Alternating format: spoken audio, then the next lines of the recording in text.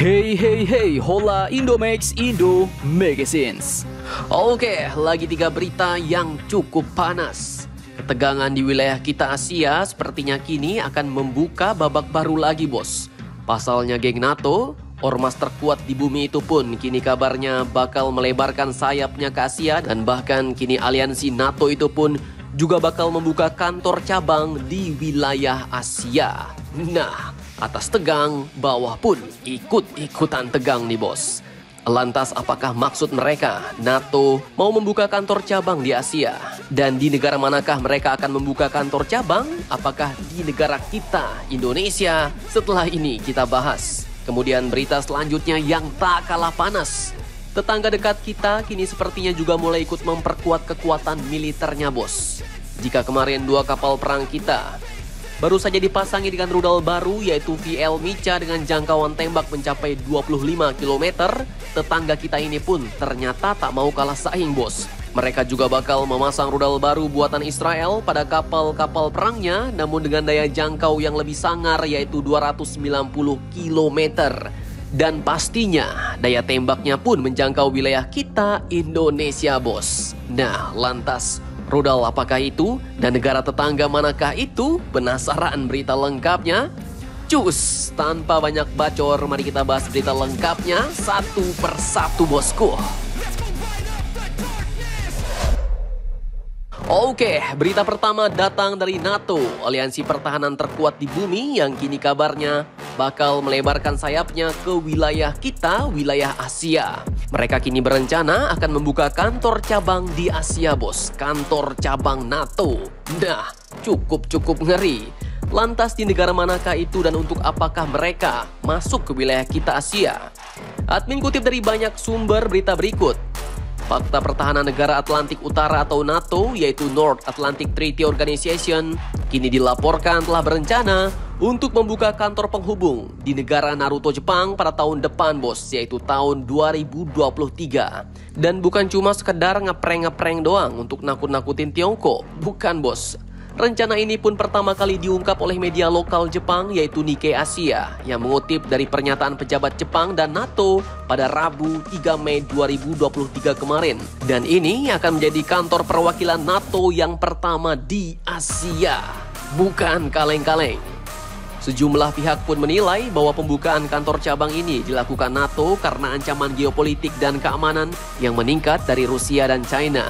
Dan dengan keberadaan kantor penghubung yang bakal dibangun NATO di Jepang itu, memungkinkan aliansi ini dapat berdiskusi dengan mitra keamanan di kawasan seperti Korea Selatan, Australia, dan Selandia Baru.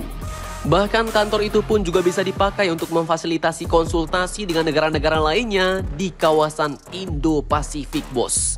Dan menurut laporan Nikkei Asia, mengatakan bahwa kantor yang diusulkan itu akan dibuka pada tahun depan, tahun 2023 di Tokyo, Jepang.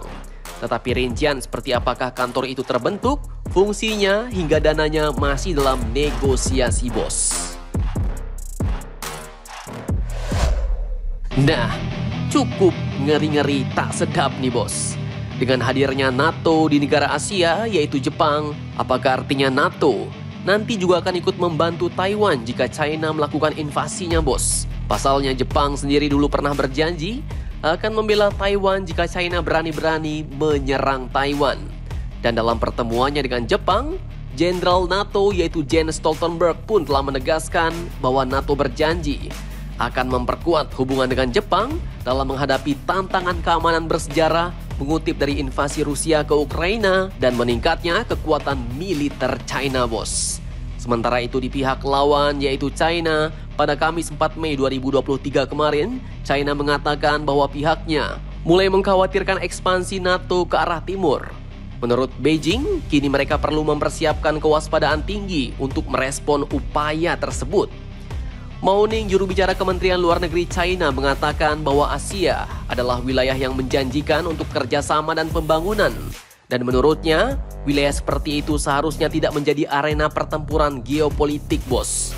Kemudian saat dimintai konfirmasi tentang rencana pembukaan kantor cabang di negara Jepang, juru bicara NATO yaitu Oana Longescu pun mengatakan bahwa aliansi itu tidak akan merinci perundingan dengan sekutu yang sedang berlangsung.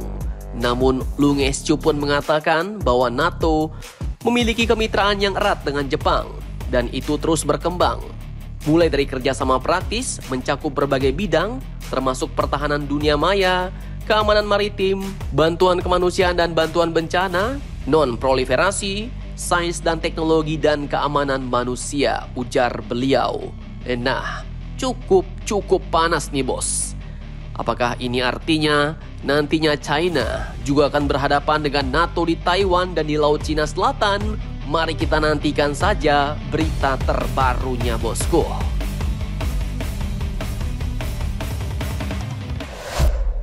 Oke, berita kedua yang tak kalah mantap. Kini datang dari tetangga dekat kita bos, yang kini sepertinya juga sedang menggenjot kekuatan militernya untuk menjadi lebih sangar lagi. Tak main-main, mereka pun akan memasang rudal baru dengan jangkauan tembak 290 km buatan negara Israel. Nah, admin kutip dari beberapa sumber berita berikut. Tetangga kita ini pun ternyata adalah Singapura bos. Negara kecil, tapi kemampuan serangannya pun bukan kaleng-kaleng. Dan kini diketahui bahwa Angkatan Laut Singapura akan mulai mengganti rudal permukaan ke permukaannya yaitu rudal Harpoon pada frigate kelas Formidable dengan rudal Blue Spear SSM buatan Israel Aerospace Industries. Senjata itu pun akan digabungkan sebagai bagian dari Mid-Life Upgrades atau MLU kelas Formidable.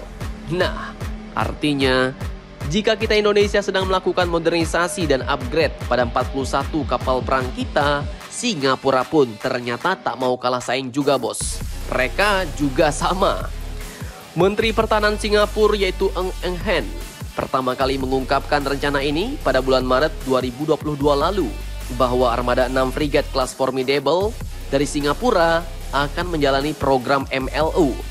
Setelah upgrade kemampuan tempur, frigate kelas Formidable ini pun akan meningkat dan akan dilengkapi dengan manajemen tempur dan sistem komunikasi yang lebih baik. Kemudian sistem senjatanya pun juga ditingkatkan. Dan untuk rudal yang dipasang, rudal ini pun juga bukan kaleng-kaleng bos. Rudal Blue Spear SSM ini berasal dari keluarga rudal Gabriel, yaitu rudal anti kapal penjelajah laut yang dikembangkan oleh Israel Aerospace Industries pada tahun 1960-an silam dan digunakan oleh RSM sejak tahun 1970-an silam.